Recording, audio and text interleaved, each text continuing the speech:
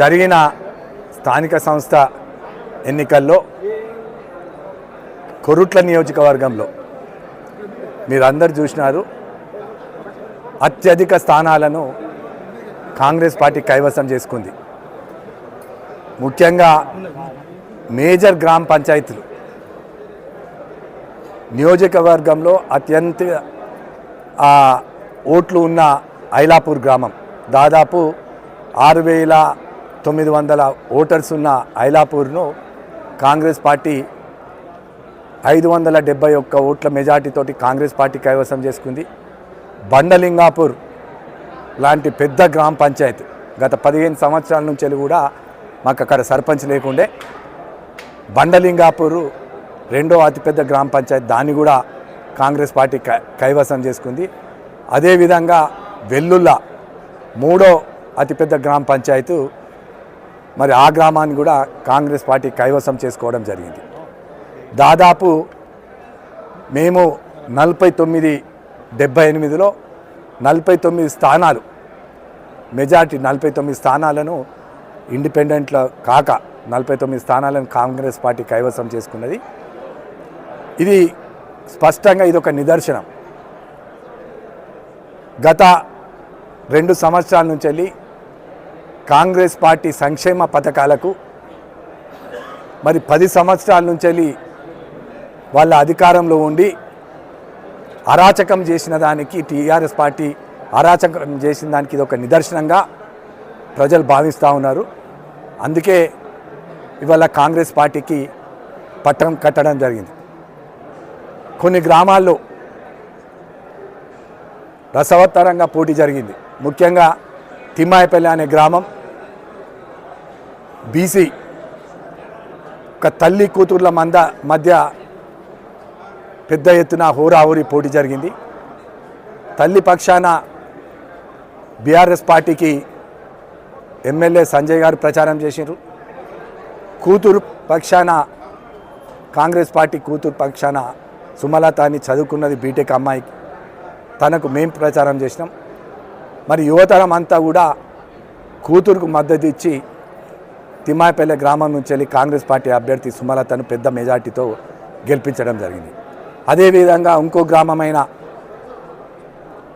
గోదూరు తిమ్మాపూర్ ఇబ్రాహీంపట్నం మండలంలో మామ అల్లుళ్ళ మధ్య జరిగిన పోటీ, అది కూడా ఇద్దరు కాంగ్రెస్ పార్టీ అభ్యర్థులే అయినప్పటికీ మరి అక్కడ శ్రవణ్ అని మరి అల్లునికి అదృష్టం వరించడం జరిగింది.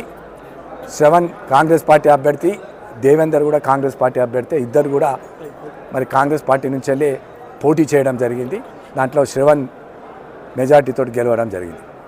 వీటన్నిటికీ కేవలం గత 2 ఏళ్ల నుంచి చేస్తున్న సంక్షేమ పథకాలు, ఇక్కడ ప్రజల మధ్యలో ఉండి అధికారం లేకున్నా కూడా, నేను ఎమ్మెల్యే కాకపోయినా కూడా మా ముఖ్యమంత్రి రేవంత్ రెడ్డి గారు బీఫామ్ ఇచ్చిన వాళ్ళు ఎమ్మెల్యేలు అని చెప్పిన విధంగా మేము ఇక్కడ పనిచేస్తున్నాం. కాబట్టి ఇలా కాంగ్రెస్ పార్టీకి 15 ఏళ్ల తర్వాత అత్యధిక మెజారిటీతోటి మా అభ్యర్థులను గెలిపించడం జరిగింది. రాబోయే జడ్పీటీసీ, ఎంపీటీసీలు, మున్సిపల్ కౌన్సిల్లో కూడా ఇంతకంటే మెరుగైన రిజల్ట్ ఉంటుందని మీ అందరికి తెలియజేస్తాము. చదువుకున్నాడు, భారీ విజ్ఞతకే వదిలేస్తాం. ఇవాళ మల్లాపూర్ మండలం అధిక సర్పంచుల స్థానాలు మేమే గెలిచినాం. మరి రమ్మనండి ఎక్కడికన్నా.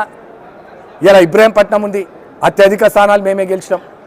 మెట్పల్లి మండలం ఉంది, అత్యధిక స్థానాలు కాంగ్రెస్ పార్టీ నాతోటి తిరిగిన వ్యక్తులు 15 సంవత్సరాలు అధికారం లేనప్పుడు పోరాటం చేసి నా ఎంబడున్న వ్యక్తులు గెలిచారు. ఇలా కొరుట్ల మండలంలో ఇక్కడ నరేష్ అనే ఇప్పుడు సర్పంచ్గా పోటీ చేసి గెలిచిండు. మోహన్ రావుపేట గ్రామంలో 15 సంవత్సరాల నుంచి వెళ్ళి నాతోటి పనిచేస్తూ ఉన్నాడు.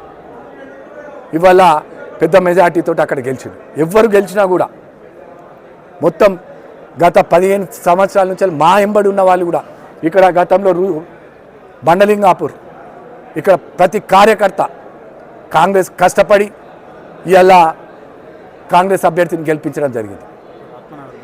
ఆత్మనగర్ విజయ్, ఇట్లా చాలా ఉన్నాయి. సిర్పూర్ కానీ ప్రతి గ్రామం చెప్పుకుంటూ పోతే అన్ని గ్రామాలలో బండలింగాపూర్ అంత పెద్ద గ్రామం, ఇవాళ కొరుట్ల పట్టణంలోనే కొరుట్ల నియోజకవర్గంలో పెద్ద గ్రామం, అది కాంగ్రెస్ పార్టీ కైవసం చేసుకున్నారు. అది గెలిచినాయని వాళ్ళు పెట్టుకుంటున్నారు. ఇలా తిమ్మాపూర్ నుంచి శ్రవణ్ కాంగ్రెస్ పార్టీ అభ్యర్థి నాతోటి తిరిగిండు, నా కథ వాళ్ళు పెట్టుకుంటున్నారు. తండాలు మాయాన్ని పెట్టుకుంటారు.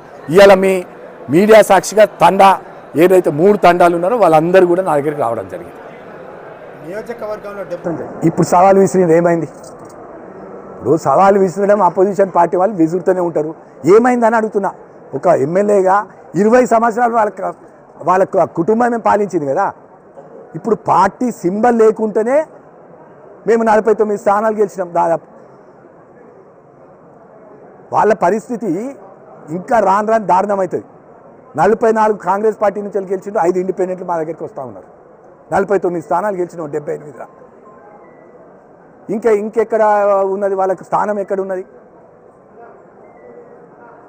టీఆర్ఎస్ పార్టీ స్థానం ఉనికి కోల్పోతూ ఉన్నది. ఇంకా గ్రామాల్లో వాస్తవం చెప్పాలంటే కొంత బీజేపీ మెరుగైంది. ఎస్, బీజేపీ పార్టీకి యువత ఉన్నది, కొంత మెరుగైనాయి. కొన్ని సీట్లు కూడా వాళ్ళు కూడా గెలుచుకున్నారు. సో ఖచ్చితంగా కౌన్సిల్ గెలుస్తాము, 2 ఇక్కడ ఉన్న కౌన్సిల్ గెలుస్తాం, జెడ్పీటీసీలు గెలుస్తాం. వాళ్ళు అదే భ్రమలో ఉండాలని మేము కూడా కోరుకుంటున్నాం. ఎందుకంటే వాళ్ళు అట్లుంటేనే మేము గెలుస్తుంటాం. వాళ్ళు ఇప్పుడు గెలుస్తాం అనే చోట్ల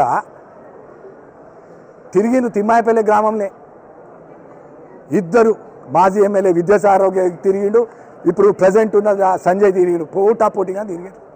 ఏమైంది అక్కడ? కూతురు గెలిచింది పాపం, తల్లి నిల్చుడబెట్టిండు. సో ఇలాంటి పరిస్థితి రాబోయే నెక్స్ట్ ఎలక్షన్లలో కూడా ఇదే రిజల్ట్ ఉంటుంది. ఇంకా బ్రహ్మాండమైన రిజల్ట్ కాంగ్రెస్ పార్టీకి వస్తుంది. ఎందుకంటే మేము చేస్తున్నాం పనులు, ప్రజలు వట్టిగా ఓట్లేయరు. ఎందుకు వేస్తారండి? పనులు చేసినాం కాబట్టి ప్రజలు ఓట్లు వేసినారు మాకు. మీ నాయకుడు ఎవరు జోకరో ఇక అవన్నీ మనం ఇప్పుడు మాట్లాడుకున్న అవసరం. నేను కడియం శ్రీఆర్ గారి గురించి మాట్లాడాలి. ఇప్పుడు విమర్శిస్తేనే పెద్ద నాయకులం అనుకుంటే అది చాలా తప్పు.